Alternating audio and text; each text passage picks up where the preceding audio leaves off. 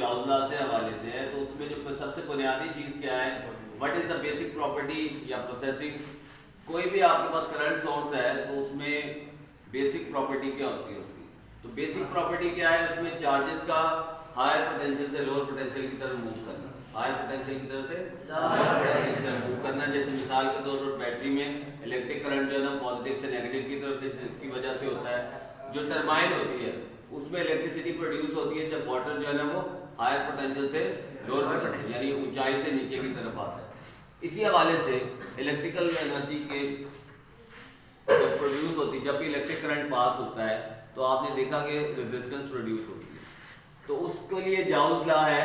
जाउस law क्या कहता है कि अमाउंट ऑफ हीट एनर्जी, बोलो मेरे साथ, generated in a.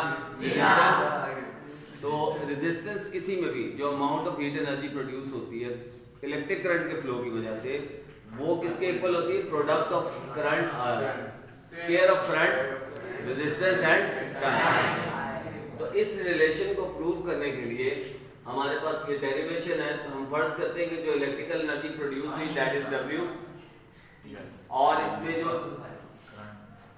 Charge move किया बैटरी जिसका वोल्टेज V था, उसमें जो चार्ज मूव कर रहा है वो Q है। अब जैसा कि हम जानते हैं पिछले चैप्टर में कि जो करंट होता है that is equal to Q over T। अब ये सारी चीजें हमने रिप्लेस करनी है और इसकी जगह ये लेकर आना है, और ये रिप्लेस करने के लिए जो पहले बातें हम पढ़ चुके हैं उनको यूज करेंगे। डेरिवेशन के अंदर ये हमेशा उसूल होता है कि आपने जो जिस चीज को प्रूव करना है उसकी तरफ जाना है, ठीक है। तो उस हवाले से हमारे पास हम पहले Q को रिप्लेस करना चाहते हैं, तो हमने ये करंट की डेफिनेशन पढ़ी है, rate of flow of charges. तो उसमें आपके पास Q ओवर T होता है, Q की वैल्यू निकालेंगे I इंटू T, ये वैल्यू लगाई। अभी हमने ओम्स लॉ पढ़ा इसी चैप्टर में, V is equal to IR, और ये वैल्यू लगाएंगे तो आपके पास I square R into T आ जाएगा।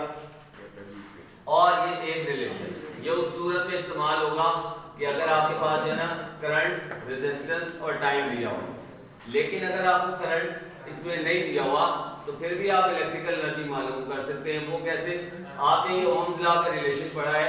अब यहाँ पर I की जगह हम लिख देंगे V ओवर R, I की जगह V ओवर R लिखेंगे तो आपके पास ये यहाँ पर स्क्वायर है, इस वजह से V square over R square आ जाएगा।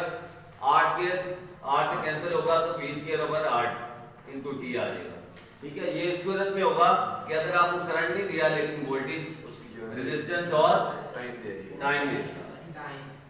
फिर आपके पास नेक्स्ट टॉपिक है इलेक्ट्रिकल पावर। ये इलेक्ट्रिकल एनर्जी और ये इलेक्ट्रिकल पावर दोनों का डिफरेंस समझना है।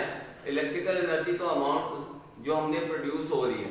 अब ये कि जो सप्लाई हो रही है amount of electrical energy supplied in unit time, क्योंकि आपने 9th में छठे चैप्टर में पढ़ा था power is the rate of doing of work. यहाँ पर क्या है, amount of electrical energy supplied in unit time is called electrical power.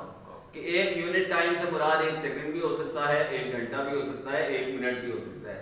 हमारे पास जो घरों में या कमर्शियल जो बिल्स होते हैं उसमें हम 1 घंटे के हिसाब से करते हैं, जिसको उसी वजह से उसका यूनिट जो है किलोवाट आवर होता है। तो मैं इसकी डेरिवेशन करता हूँ, P is equal to W over T, जो हमारा बेसिक फार्मूला है पावर का।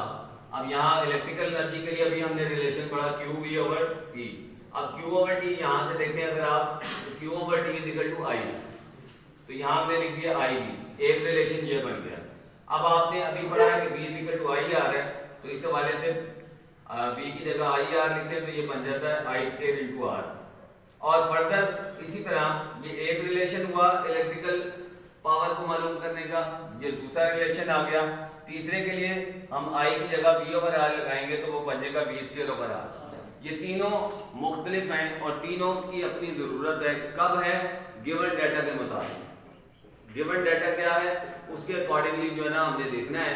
और इसको बेहतरीन समझने के लिए आप इससे मुतालिक जो एग्जाम्पल्स और न्यूमेरिकल दी गई हैं उनको जब आप हल करेंगे बुक में तो ये अच्छी तरह समझ में आ जाएगा। आज आप इसको अच्छी तरह याद करें, फिर फर्दर कल हम जो है ना इससे मुतालिक कल जो न्यूमेरिकल और एग्जाम्पल्स हैं वो हल करेंगे तो ये बिल्कुल अच्छी तरह आ जाएगा, क्योंकि हमारे डेली लाइफ के इश्यूज के हवाले से। तो इसका यूनिट है वॉट, और इसका जो बड़ा यूनिट मैंने जैसे बताया कि वो है किलोवाट आवर, जो हमारे आमतौर पर यानी 1 घंटे के लिए अगर 1000 वाट की बिजली लगातार प्रोवाइड होती है इलेक्ट्रिकल एनर्जी तो ऐसी सूरत में वो जो यूनिट होगा वो किलोवाट, यानी हमारे जो यूनिट्स ड्रॉप होते हैं वो किलोवाट आवर के हवाले से होते हैं। इसकी तफसील इंशाल्लाह कल के लेक्चर में होगी। सारे बच्चे इसको तवज्जो से सुने भी, याद भी करें और कल इसका फिर आगे टेस्ट दें। बोलो इंशाल्लाह।